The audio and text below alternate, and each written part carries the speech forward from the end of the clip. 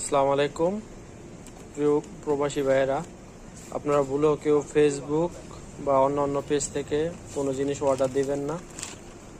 আজকে আমার বন্ধু রহমান 2 জোড়া জুতা অর্ডার দিয়েছিল ফেসবুক পেজ থেকে মালয়েশিয়াতে। 2 জোড়া জুতার দাম নিয়েছিল 220 টাকা, কিন্তু পেয়েছে এরকম।